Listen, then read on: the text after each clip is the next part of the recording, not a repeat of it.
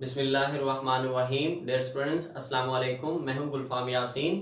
Dear students, जिस तरह कि आपको पता है कि हम सी लैंग्वेज के टॉपिक डिस्कस कर रहे हैं, आज हम जो डिस्कस करने जा रहे हैं टॉपिक वो हमारे पास है unary operator and binary operator. Last video lecture के अंदर हमने ऑपरेटर का टॉपिक जो है कंप्लीट किया था।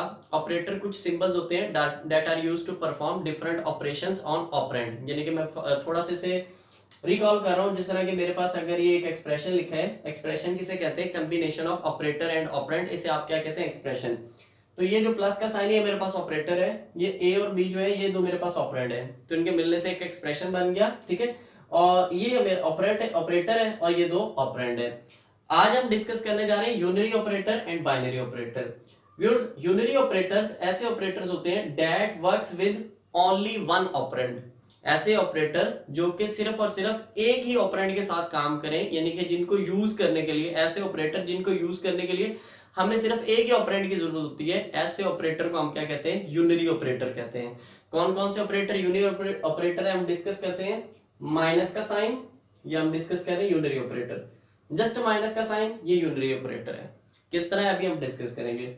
डिक्रीमेंट ऑपरेटर, डबल माइनस का साइन यूज किया जाता है, इसे कहते हैं डिक्रीमेंट ऑपरेटर। ये भी यूनरी ऑपरेटर है। क्यों यूनरी ऑपरेटर है? क्योंकि इसको यूज करने के लिए हमें सिंगल ऑपरेंड की जरूरत होती है। इंक्रीमेंट ऑपरेटर, ये भी यूनरी ऑपरेटर है। और इसके अलावा हमारे पास एक और भी यूनरी ऑपरेटर है। लॉजिकल ऑपरेटर के अंदर तीन ऑपरेटर शामिल हैं, एंड, और नॉट। जो नॉट है उसे हम इस सिंबल से रिप्रेजेंट करते हैं, और वो भी, उसको भी यूज करने के लिए जस्ट हमें एक ही ऑपरेंड की जरूरत होती है। तो ये भी हमारे पास क्या है? यूनरी ऑपरेटर है। तो ये वो हमारे पास चार ऑपरेटर हैं जिनको यूज करने के लिए हमें जस्ट सिंगल ऑपरेंड की जरूरत है। इसलिए हम इन्हें क्या कहते हैं? Unary operator. जिस तरह के अगर हम एग्जांपल लें, माइनस, मैं इसके एक एग्जांपल आपको दे देता हूं। जिस तरह के देखें, मैंने एक दो वेरिएबल डिक्लेयर किए, ए और बी। ये मेरे पास दो वेरिएबल आ जाएंगे। ठीक है, तो यहां पे लेट्स सपोज मैंने ए को इनिशियलाइज कर दिया 5 से।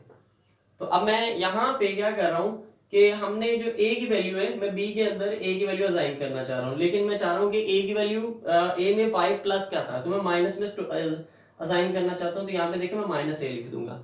तो अब यहाँ पे ये मेरे पास ये इस ऑपरेटर को यूज करने के लिए कितने ऑपरेंड यूज किए? सिंगल ऑपरेंड ही यूज किए।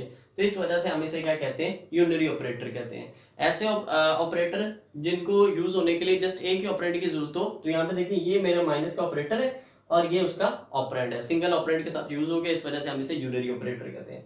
सिमिलरली जो डिक्रीमेंट ऑपरेटर है, ये भी हमारे पास यूनरी ऑपरेटर है। मीन के से भी यूज करने के लिए, जिस तरह के अगर मैंने ए की वैल्यू कम करनी है एक, ये इसका काम होता है कि ए को, यानी कि जो भी वेरिएबल के अंदर वैल्यू स्टोर होगी उसे एक नंबर कम कर देगा। तो यानी कि अगर मैं माइनस ए लिखूंगा ये, तो ये ए की वैल्यू अभी 5 है, अब 4 हो जाएगी। तो ये देखें, इसको मैंने कितने, इसके साथ कितने ऑपरेंड यूज किए? एक ही। तो इस वजह से ये भी यूनरी ऑपरेटर। प्लस प्लस वाला यानी कि इंक्रीमेंट, ये भी क्या है मेरे पास? Unary operator. देखें, ये ए की वैल्यू का क्या कर देगा? एक नंबर इंक्रीज कर देगा। तो इसके साथ भी कितने ऑपरेंड यूज हो रहे हैं? सिंगल ऑपरेंड यूज हो रहा है। इसी वजह से इसे भी क्या कहेंगे? यूनरी ऑपरेटर कहते हैं। और ये भी हमारे पास क्या है? यूनरी ऑपरेटर है। इसका यूज क्या है, या हम जब लॉजिकल ऑपरेटर डिस्कस करेंगे उस वक्त हम डिटेल में पढ़ेंगे। अब हम पढ़ेंगे बाइनरी ऑपरेटर। बाइनरी ऑपरेटर ऐसे ऑपरेटर होते हैं जिनको यूज करने के लिए हमें दो ऑपरेंड्स की जरूरत होती है। A type of operators that works with two operands. यानी कि बाइनरी ऑपरेटर ऐसे ऑपरेटर हैं जिनको यूज करने के लिए हमें दो ऑपरेंड्स की जरूरत होती है। ऐसे ऑपरेटर को हम क्या कहते हैं? बाइनरी ऑपरेटर क्या कहते हैं। अभी हम डिस्कस करते हैं कौन कौन से जो ऑपरेटर है वो बाइनरी ऑपरेटर है।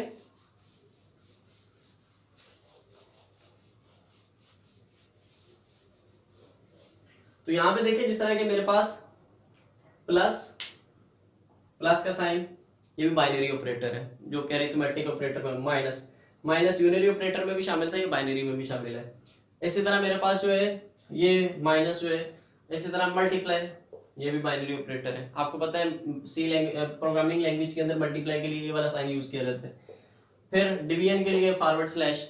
ये मॉडुलस ऑपरेटर, ये भी हमारे पास बाइनरी ऑपरेटर है। इसके अलावा रिलेशनल ऑपरेटर के अंदर less than, greater than, less than, equal to का sign, greater than equal to का साइन। ठीक है, इसी तरह comparison operator, not equal to का साइन। ठीक है, और इसके बाद फिर हमारे पास एंड ऑपरेटर, लॉजिकल ऑपरेटर, ये भी बाइनरी ऑपरेटर, और ऑपरेटर। ये सारे ऑपरेटर हमारे पास क्या है? ये बाइनरी ऑपरेटर है। इन्हें बाइनरी ऑपरेटर क्यों कहते हैं? Because these operator works with two operands, यानी कि इन ऑपरेटर, ये जितने भी मेरे पास ऑपरेटर हैं, ये इनको और इनके साथ कोई भी ऑपरेशन परफॉर्म करने के लिए हमें कितने ऑपरेंड्स की जरूरत होती है, दो ऑपरेंड्स की जरूरत होती है। इसी वजह से हम इन्हें क्या कहते हैं, बाइनरी ऑपरेटर कहते हैं। मीन अगर आपने प्लस ही करना है तो आपको एटलीस्ट दो नंबर जरूर चाहिए। तो मीन मुझे 2 + 3 करना है, तो यहाँ पे देखें ये दो ऑपरेंड है, ये ऑपरेटर है, ठीक है। सिमिलरली ये डिवीजन अगर करना है तो दो ऑपरेंड की जरूरत है, तो ये बाइनरी, यानी कि ये ऑपरेटर है, दो ऑपरेंड इसके साथ, तो ये भी क्या है, बाइनरी ऑपरेटर है। तो ये जितने भी मैंने ऑपरेटर लिखे हैं सारे के सारे क्या हैं, बाइनरी ऑपरेटर ही हैं, ठीक है। इन्हें बाइनरी ऑपरेटर क्यों कहते हैं, क्योंकि इन्हें यूज करने के लिए हमें एटलीस्ट दो ऑपरेंड्स की जरूरत है, ठीक है। इसी वजह से हम इन्हें बाइनरी ऑपरेटर कहते हैं।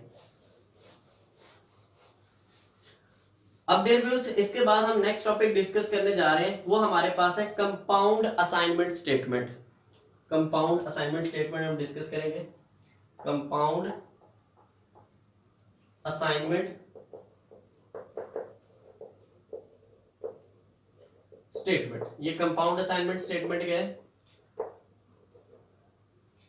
ऐसी स्टेटमेंट जिसके जरिए हम एक वैल्यू को मोर देन वन वेरिएबल को असाइन कर सकें। ऐसी स्टेटमेंट जिसके जरिए हम एक ही वैल्यू को मोर देन वन वेरिएबल को असाइन कर सकें, ऐसी स्टेटमेंट को हम क्या कहते हैं, कंपाउंड असाइनमेंट स्टेटमेंट कहते हैं। फॉर एग्जांपल मीन के जिस तरह के यहाँ पे देखें, अगर मैं कंपाउंड असाइनमेंट स्टेटमेंट लिख रहा हूँ, जस्ट आपको एग्जांपल दे रहा हूँ, अगर मुझे ए को असाइन वैल्यू भी करनी है तो हम इस तरह लिखते हैं, मीन के वेरिएबल का नाम लेफ्ट साइड पे, असाइनमेंट ऑपरेटर, फिर वो वैल्यू, ठीक है। लेकिन अब मैं कंपाउंड असाइनमेंट स्टेटमेंट लिखने लगा हूं, तो कंपाउंड असाइनमेंट स्टेटमेंट के जरिए क्या कर सकते हैं, हम एक मोर देन वन वेरिएबल को हम सेम वैल्यू असाइन कर सकते हैं। तो यहाँ पे देखिए, अगर लेट्स सपोज मैंने कुछ वेरिएबल डिक्लेयर किए, ये ए, ये बी, ये सी, ये डी, मैंने 4 वेरिएबल डिक्लेयर कर दिए। अब मैं चारों को अगर वैल्यू 6 ही असाइन करना चाहता हूं, तो at the same time a is equal to B is equal to C is equal to D और इज इक्वल टू, मैं सबको वैल्यू 10 असाइन कर रहा हूं, यानी कि सबको वैल्यू 10 इनिशियलाइज कर रहा हूं। तो ये क्या है मेरे पास, ये कंपाउंड असाइनमेंट स्टेटमेंट है। Compound assignment statement is used to assign same value to more than one variable at the same time, यानी कि कंपाउंड असाइनमेंट स्टेटमेंट के जरिए आप मोर देन वन वेरिएबल को एट द सेम टाइम एक ही value assign कर सकते हैं। तो इसको स्टेटमेंट को हम क्या कहते हैं, कंपाउंड असाइनमेंट स्टेटमेंट कहते हैं। उसके बाद हम डिस्कस करेंगे कंपाउंड असाइनमेंट ऑपरेटर। तो ये अभी हमने डिस्कस किया कंपाउंड असाइनमेंट स्टेटमेंट, अब हम डिस्कस करेंगे कंपाउंड असाइनमेंट ऑपरेटर। अब ये जो compound assignment operator combine assignment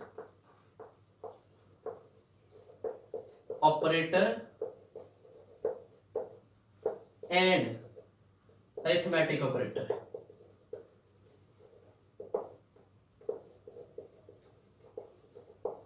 तो यानी कि जो compound assignment operator combines assignment operator and arithmetic operator. तो जो कंपाउंड असाइनमेंट ऑपरेटर है, ये असाइनमेंट ऑपरेटर और अरिथमेटिक ऑपरेटर को कंबाइन करता है। तो यानी कि जब हम असाइनमेंट ऑपरेटर एंड जो हमारे अरिथमेटिक ऑपरेटर है, इनको जब कंबाइन कर देते हैं, देन हमारे पास जो ऑपरेटर है उसे हम क्या कहते हैं, कंपाउंड असाइनमेंट ऑपरेटर कहते हैं। फॉर एग्जांपल इसका जो सिंटैक्स है, इसका जो कंपाउंड असाइनमेंट ऑपरेटर का सिंटैक्स, ये सिंटैक्स मीन इसका लिखने का रूल जो है वो ये है कि हमारे पास इधर हम वेरिएबल लिखेंगे, ठीक है, वेरिएबल, और वेरिएबल के बाद हम ऑपरेटर लिखते हैं अपना, जो भी ऑपरेटर आपने यूज करने, कोई भी अरिथमेटिक ऑपरेटर, प्लस वाला, माइनस वाला, मल्टीप्लाई, डिवाइड, ठीक है, कोई जो भी हमारे पास ऑपरेटर है ये हम ऑपरेटर यूज करेंगे, ठीक है।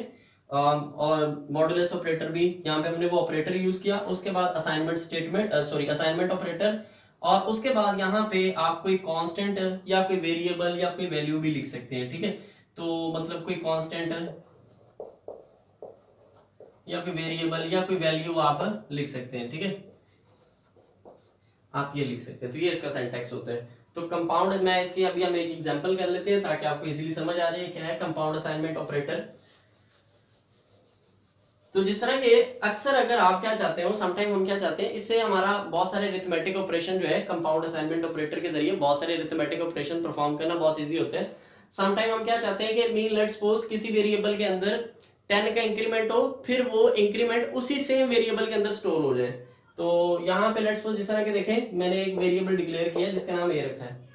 अब मैं क्या चाहता हूँ, ए के अंदर 10, ए को हम इनिशियलाइज भी कर देते हैं, इनिशियलाइजेशन और declaration eight the same time होगी, ठीक है। अब मैं क्या चाहता हूँ, ए के अंदर 10 का इंक्रीमेंट हो और वो जो 10 का इंक्रीमेंट होने के बाद वैल्यू चेंज होगी वो दोबारा ए के अंदर स्टोर हो जाए। इसके लिए हम क्या यूज करेंगे, कंपाउंड असाइनमेंट ऑपरेटर यूज करेंगे। तो यहाँ पे देखिए कैसे, मैंने पहले वेरिएबल का नेम, ऊपर सिंटैक्स लिखा था अभी हमने, वेरिएबल नेम, फिर वो ऑपरेटर, तो ऐड करनी है तो प्लस आ जाएगा। ये असाइनमेंट ऑपरेटर कितने का हमें करना है, 10, तो ये हम इस तरह लिख देंगे। तो ये अब क्या होगा कि ए के अंदर कितने का इंक्रीमेंट होगा, 10 का इंक्रीमेंट होगा, और देन वो जो इंक्रीमेंट वाली वैल्यू है, आफ्टर इंक्रीमेंट वैल्यू है, वो ए के अंदर दोबारा स्टोर हो जाएगी। मीनिंग कि अब ए की जो नई वैल्यू होगी वो क्या होगी, ए इज इक्वल टू 20 हो जाएगा, ठीक है। तो ये इसको हम क्या कहते हैं, ये जो मेरे पास है ये हमारे पास कंपाउंड असाइनमेंट ऑपरेटर है। ऊपर भी हमने लिखा है कंपाउंड असाइनमेंट ऑपरेटर के अंदर क्या होता है कि हम कंबाइन करते हैं assignment operator with arithmetic operator. तो ये तो अभी हमने प्लस किया ना। अच्छा, इसका जो एक अल्टरनेट, चले हम अभी माइनस वाला भी कर लेते हैं। तो अगर आप चाहते हैं 10 माइनस हो जाए, तो लेट्स सपोज अभी मैं यहाँ पे क्या कर देता हूँ, इसको वैल्यू असाइन कर दी 30। तो माइनस करना यानी कि हम क्या चाहते हैं कि ए में से 10 माइनस हो, देन जो है वैल्यू माइनस होने के बाद जो वैल्यू आई उसे अगेन ए को ही असाइन कर दिया जाए। तो हम क्या लिखेंगे, माइनस इक्वल टू 10। अब क्या होगा, अब ए की ओरिजिनल वैल्यू थी 30, अब इसके अंदर से 30 में से क्या होगा, स्टेटमेंट की वजह से 10 डिक्रीमेंट होगा, और आफ्टर डिक्रीमेंटिंग दी वैल्यू देन मतलब 30 में से जब 10 माइनस होगा 20 रह जाएगा, वो 20 किसको असाइन हो जाएगा, दोबारा ए को असाइन हो जाएगा। तो ये माइनस के लिए, प्लस के लिए, मल्टीप्लाई, डिवाइड, ये सब के लिए हम क्या इसी तरह यूज कर सकते हैं इसे। अच्छा, इसके इस स्टेटमेंट का हमारे पास एक अल्टरनेट भी है, और वो ये है कि जिस तरह के अभी मैंने 10 का इंक्रीमेंट किया वो सेम वैल्यू ए के अंदर स्टोर होगी। इसी चीज को हम ऐसा भी लिख सकते हैं, a is equal to a plus 10, इसे ऐसा भी लिख सकते हैं। यहाँ पे भी वही हो रहा है कि a के वैल्यू के अंदर 10 का इंक्रीमेंट हुआ, फिर उसे कहां पे स्टोर कर दिया, a के अंदर। तो हम इसे ऐसा भी लिख सकते हैं, और सिमिलरली इसको भी ऐसा लिख सकते हैं, a is equal to a minus 10, ठीक है।